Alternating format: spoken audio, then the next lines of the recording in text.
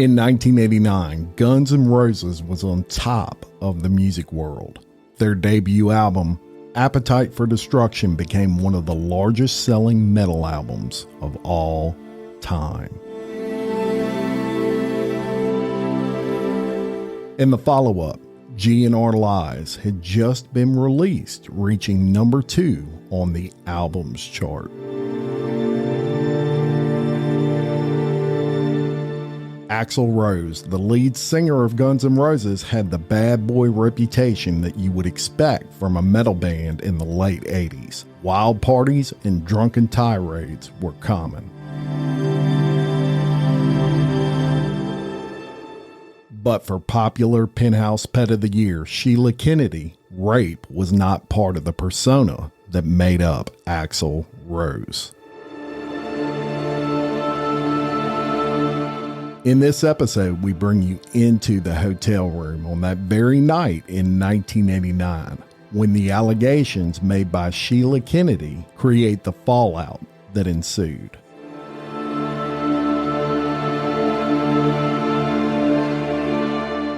Welcome to Exposed, Scandalous Files of the Elite, Guns, Roses, and Sexual Assault.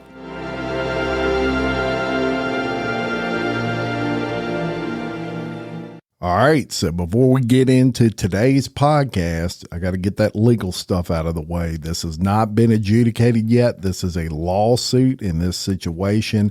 It's Sheila Kennedy who is suing Axel Rose, but no one has been found guilty in this lawsuit.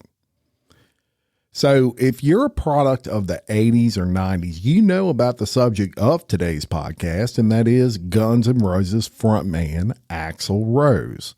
Now, recently it came out that Axel is being sued for sexual assault by former Penthouse Pet of the Year, Sheila Kennedy. So this particular incident is alleged to have taken place in 1989. And before we get into the details, you may wonder about the accuser. Who is Sheila Kennedy?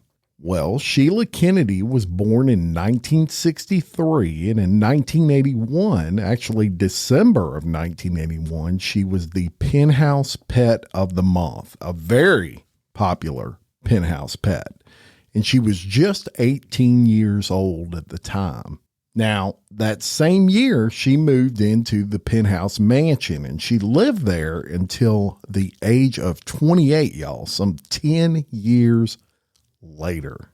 She was likely the most popular Penthouse Pet of all time. So popular, in fact, that in 1983, she became the Penthouse Pet of the Year. And she graced the cover of Penthouse a record 4 times. Now, let me tell y'all the difference between Penthouse and Playboy. Not a whole lot. Some people say that Playboy was a little classier magazine at that time. Penthouse a little, I guess, smuttier would be what you'd call it. But they were big-time rivals. Both had mansions and both had representatives who traveled and promoted the magazine. Playboy had Playmates of the Year, and Penthouse had what they called Pets of the Year. So, in 1983, Sheila Kennedy was doing just that. As the Penthouse Pet of the Year, she traveled a lot promoting the Penthouse brand. She actually appeared on the David Letterman show in 1983, and that interview gives a lot of insight into what a Penthouse Pet did at that time. So I'm going to go ahead and play that clip for you. This is Sheila Kennedy on David Letterman in 1983. We're excited about my first guest tonight. She is the current reigning U.S. Penthouse Pet of the Year and will soon compete against 34 other contestants from around the globe for $1 million this month. Please welcome Sheila Kennedy. Sheila.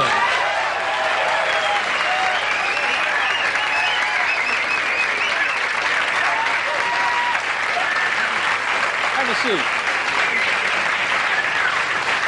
First of all, congratulations. You must be pretty excited about this, huh? Very. And what is the big pageant you're competing with women from all over the world?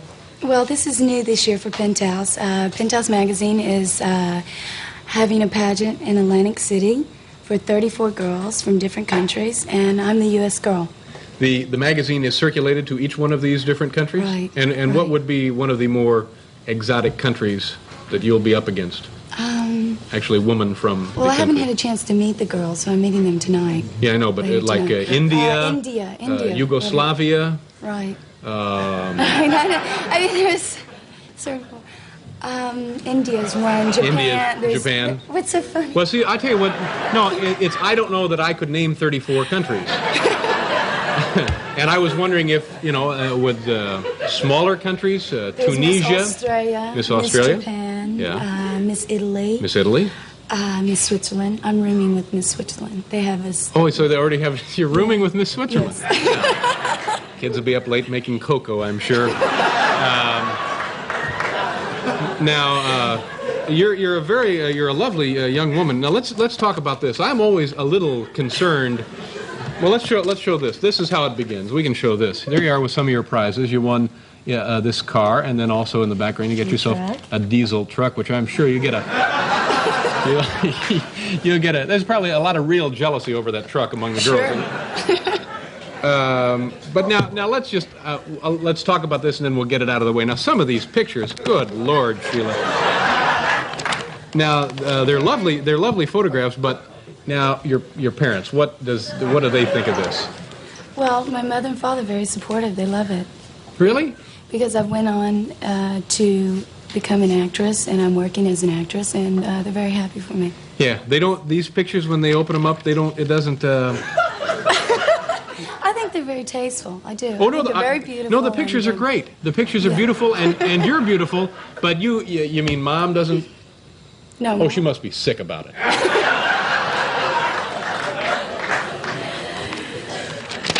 Oh. Boy.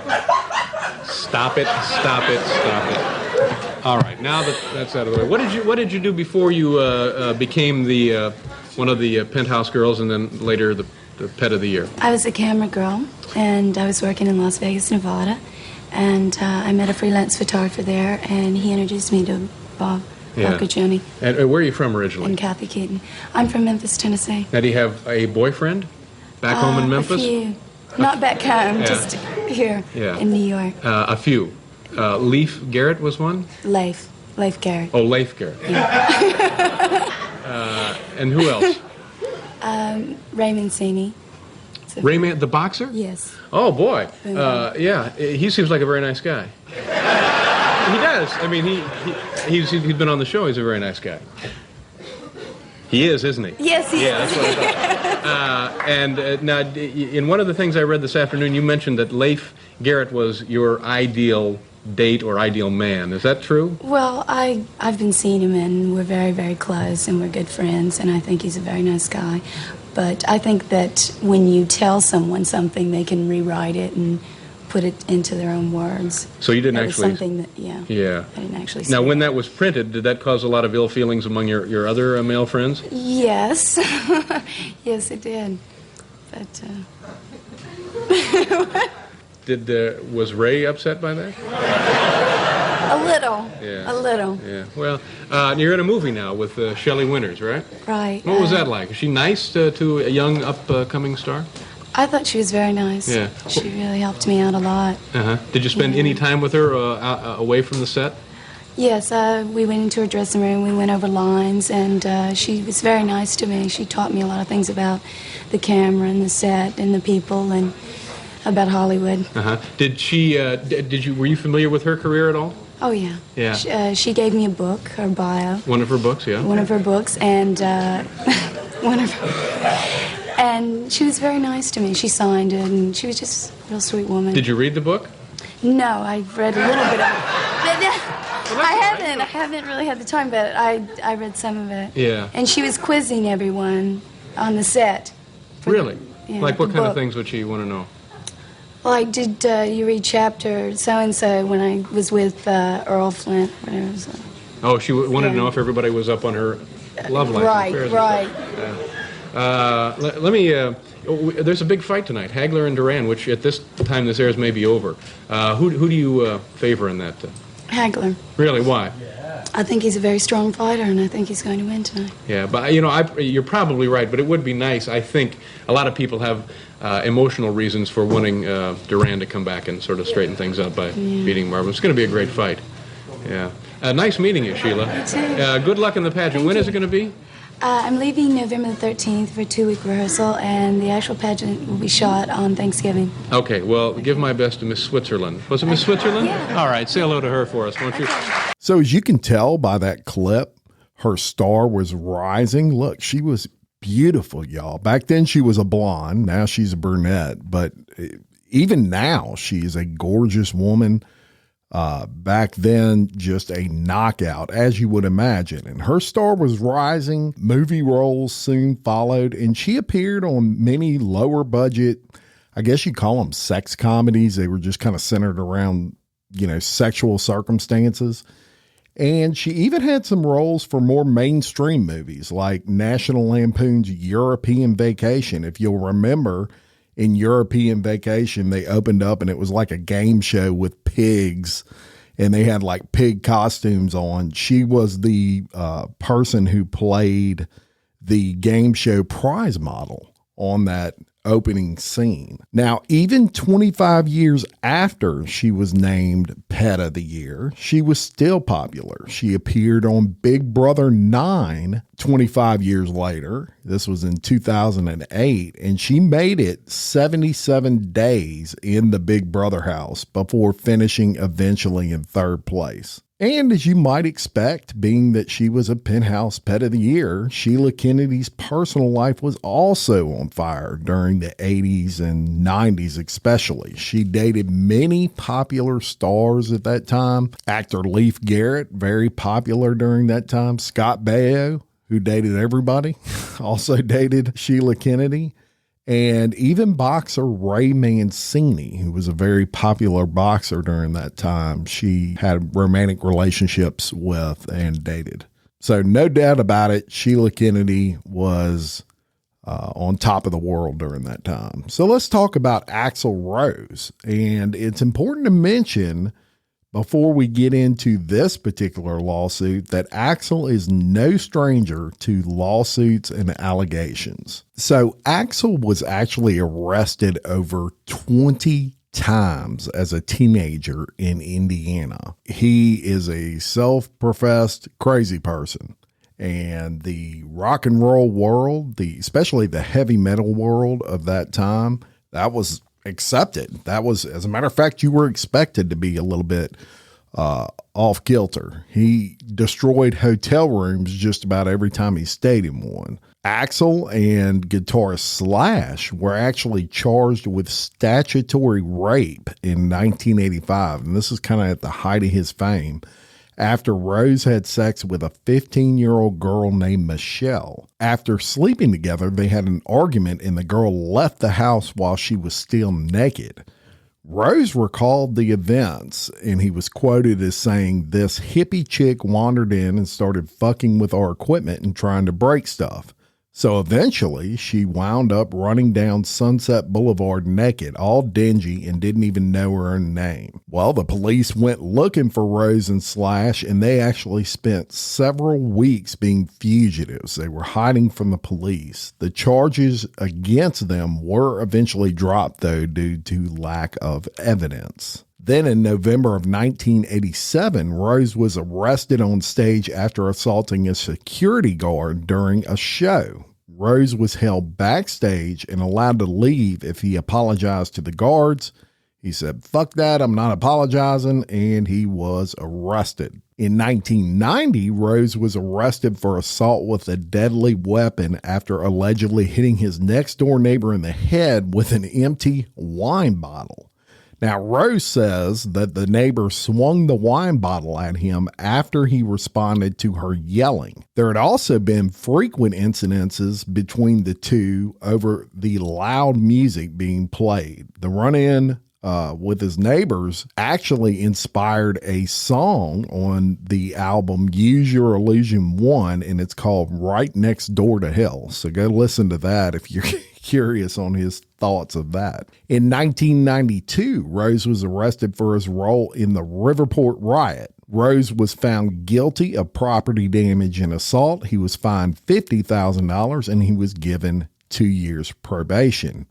In 1998, Rose was arrested yet again, this time at the Sky Harbor Airport in Phoenix, Arizona, for threatening an airport guard who was searching his luggage. In that case, he was just charged with a misdemeanor count of disorderly conduct, and his publicist said the incident was a simple misunderstanding and that Rose was simply trying to protect a fragile memento he had been given. Then, in June of 2006, in Sweden, he was arrested for biting a security guard on the leg.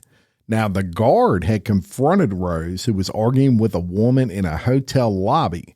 Rose was deemed too intoxicated to be questioned right away by police. He was fined $5,500 for the incident and ordered to pay $1,360 in damages to the guard, which is like ordering me to pay 25 cents. Now, that's his criminal issues, but he also had a lot of lawsuits come his way that were civil. A lot of these involved former bandmates, partners, and managers. In 1992, the audience member who I told you about who Rose attacked during that Riverport riot sued him for $210,000 in damages. He actually settled out of court for $160,000. And Stephanie Seymour, who he was engaged to, they separated in 1993, and Rose actually sued her after claiming she assaulted him at a 1992 Christmas party.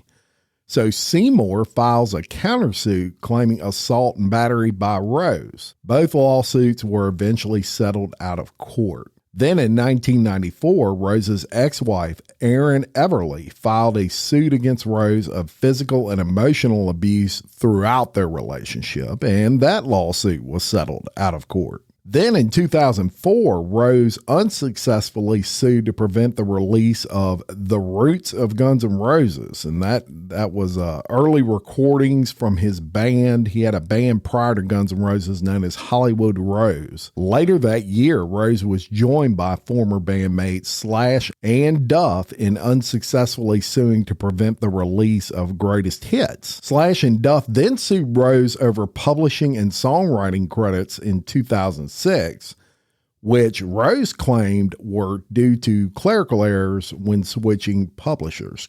Could be true.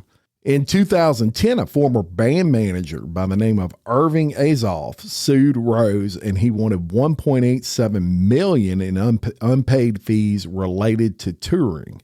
So Rose countersuits him, and he said Azoff had deliberately mismanaged the band and sabotaged the record sales to force him to join his former bandmates for a reunion tour. So at that time, he was actually broke up with the actual Guns N' Roses band. They went their separate ways and kind of started their own bands.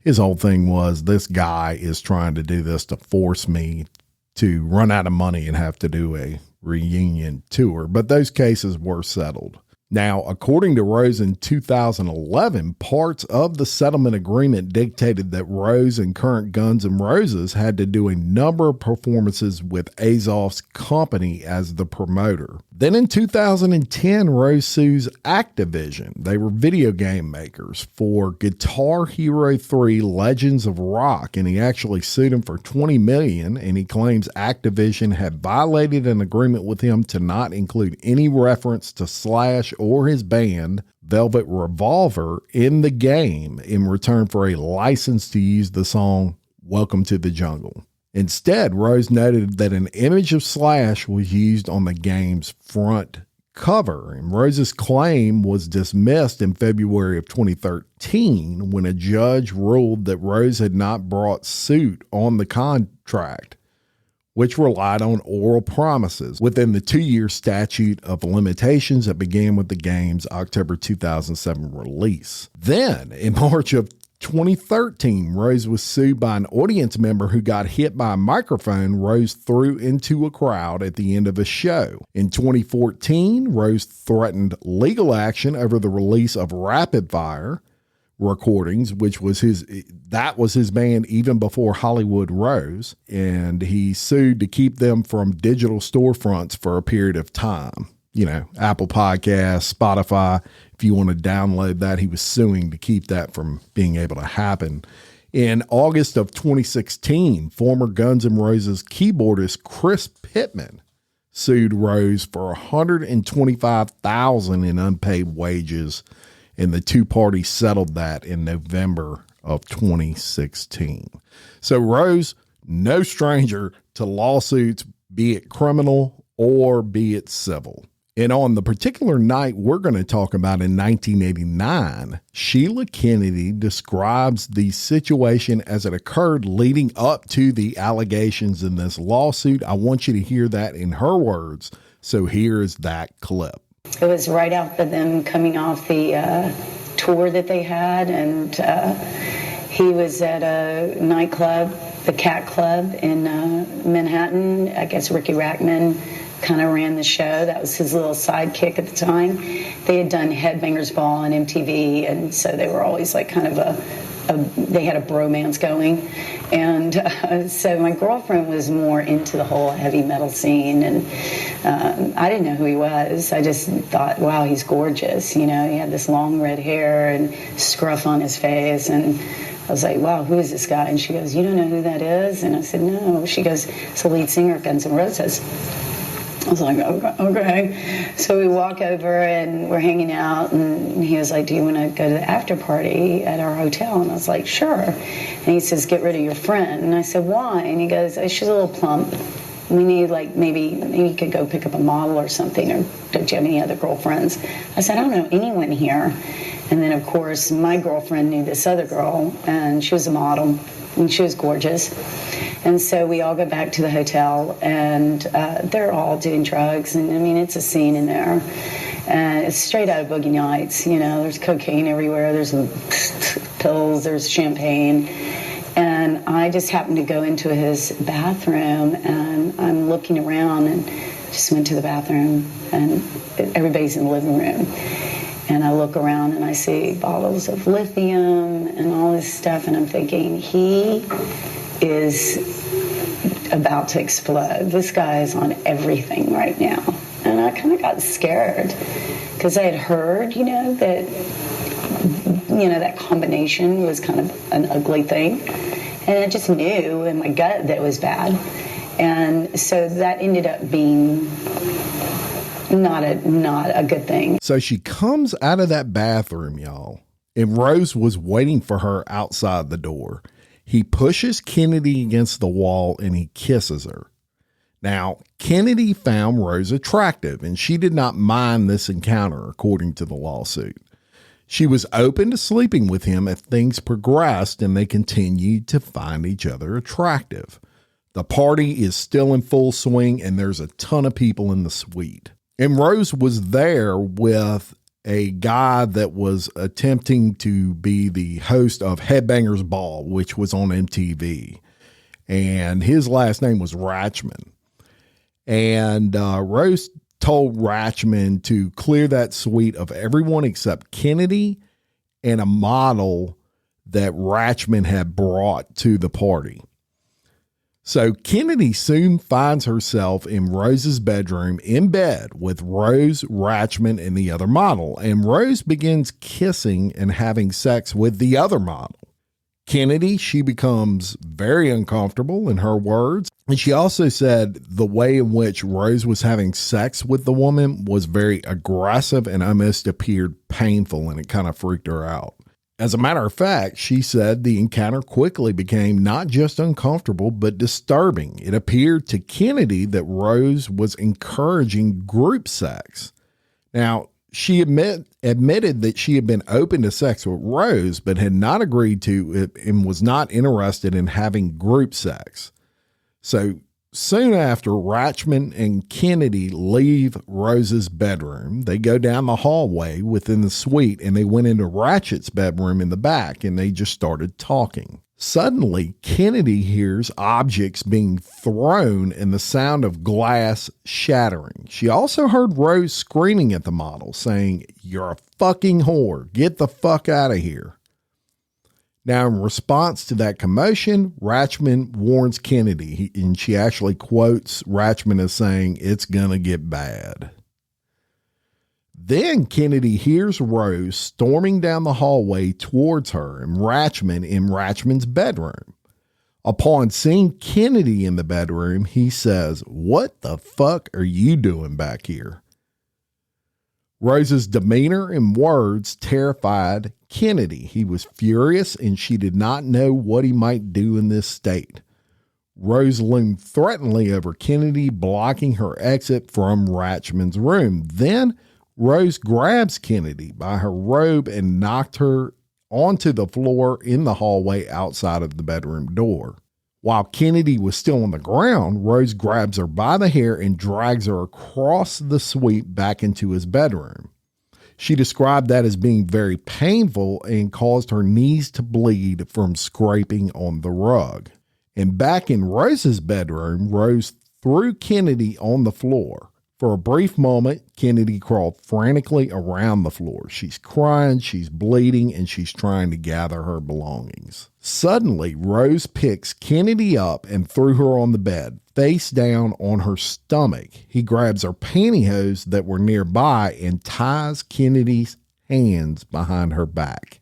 Kennedy is laying on the bed with her hands tied behind her back, bleeding, while Rose was in a sexual, volatile rage, in her words. Kennedy had just witnessed Rose violently have sex with another woman. He's being very violent with her, and she is totally freaked out. She felt very trapped, and he sexually assaults her, in her words. He forcibly penetrates Kennedy's anus with his penis. He made no attempt to ask for or check that Kennedy was consenting. He treated her like property used solely for his sexual pleasure and did not use a condom. Kennedy claimed she did not consent and felt overpowered and felt she had no escape or exit and was pretty much compelled to go along with whatever he wanted. So that is the gist of her lawsuit. But there's something strange in here. And I'm going to play for you a clip right now. And this is a clip from an interview. It was actually a documentary that was done in 2021. And this documentary, the whole premise of it was people who slept with rock and roll stars and how rock and roll stars kind of took advantage of a lot of these people. And she told her story in this documentary. Very important that you hear her and her words. So I'm going to play that for you and then we'll talk about it. It's right here. I think I was 22 when I went to the cat house with my girlfriend, Susie. As soon as we walked into the cat house, my girlfriend spots Axel Rose and she goes, "Let's go over there." And I'm like, whoa, he's gorgeous. I was like, he is so friggin' hot. I said, all right, let's go. Let's go there. I've been on the cover of Penthouse magazine 4 times, which is kind of unheard of. Then I became Pet of the Year in 1983. I mean, those were amazing times. I felt like I won the lottery. I mean, here I was, came from poverty. I could party all night, sleep all day. I had the lifestyle of a rock star. And we were pseudo-celebrities back then, playmates and Penthouse Pets. And we would get introduced to everyone because of, my penthouse status. We were introduced to him, we're hanging out with Axel, and he invited me, I won't say her name, but this model, I'll just call her B, Ricky Rackman, some hanger-oners, to come back to his hotel and party some more. Must have been about 1 or 2 o'clock in the morning. Still partying, drinking. And then I go to use the restroom in Axel's room, and I noticed in the restroom there was all this medication. And I was like, oh my goodness, so he's on coke, he's on pills, he's on lithium. He's been drinking all night. I mean, we were all drinking and doing drugs. It's like that was the scene. As I come out of the bathroom, he sees me and he puts me up against the wall, like gently. And we're kissing. It's really sexy. It's really hot. And he's like, yeah, this is good. But then it turned into this really weird thing. Axel starts going at it with B. He starts like really going at it with B. And I'm like, oh God, I don't want to be in here. And I was like, okay. So I go in the back bedroom. And then probably 20 minutes later, we could hear all the screaming and yelling and glass breaking in the other suite. He was verbally abusing the model, B, and she ran out. And then all of a sudden, I hear Axel coming down the hallway, screaming at the top of his lungs and saying, "Get the fuck out of here. Get the fuck, what are you doing back here? What are you doing back here?" I didn't know what to say. I was like in shock, first of all, because here's this really nice guy kissing me and making out with me, and now all of a sudden he's Dr. Jekyll. Then he comes for me, and I look in his eyes and I'm like, oh my God.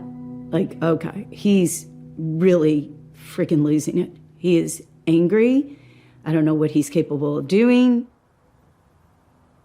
And as I'm trying to leave the room, he grabs the back of my hair. And he gets a really good hold of the back of my head. And he literally starts pulling my hair and pulling me through the hallway. And I fall. And as he's pulling me, my knees are scraping against the shag rug. And I notice that they're bleeding now. And as I get to his room, he pulls me back up. Then all of a sudden, he just tosses me on the bed. My legs are still bleeding and stuff, and I'm crying. Within seconds, turns into a different person. Like now, he's quiet. He's not screaming. He's not yelling.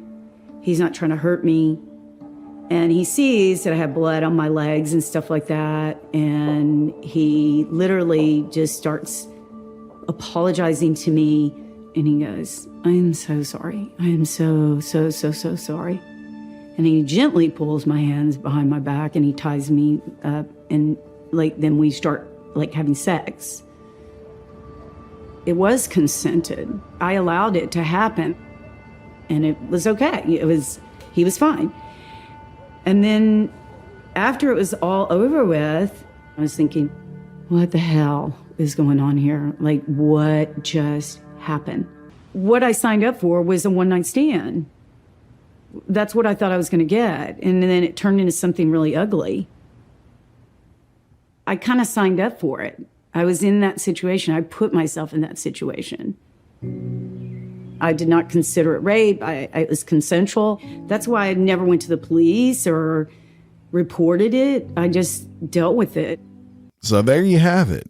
And now in that clip, she admits to consenting. And the reason that I played that clip for you and had you hear all that in her own words is that is one of the big aspects of the defense Axel Rose is answering to on this lawsuit. They pointed to that particular interview and they pointed to another interview she did prior to that, in which in both cases, she said she consented to this stuff. I wasn't there. I don't know. Certainly when you are someone of Axel Rose's stature, especially during that time, but even now, you're going to have frivolous lawsuits put against you and people that are just wanting to get money. Not saying that that is this situation, but it does happen all the time in the world of the elite.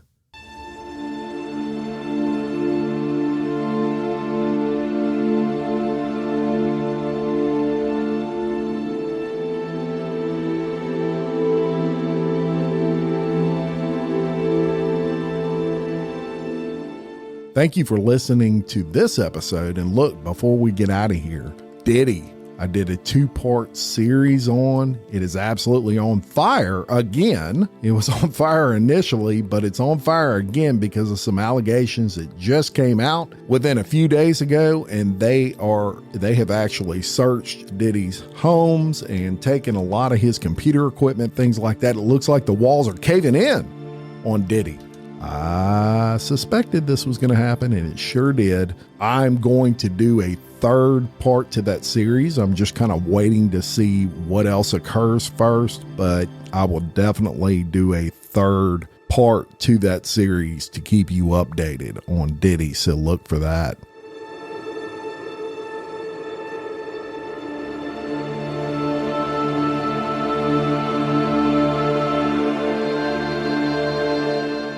Thank you so much for listening to Exposed, Scandalous Files of the Elite.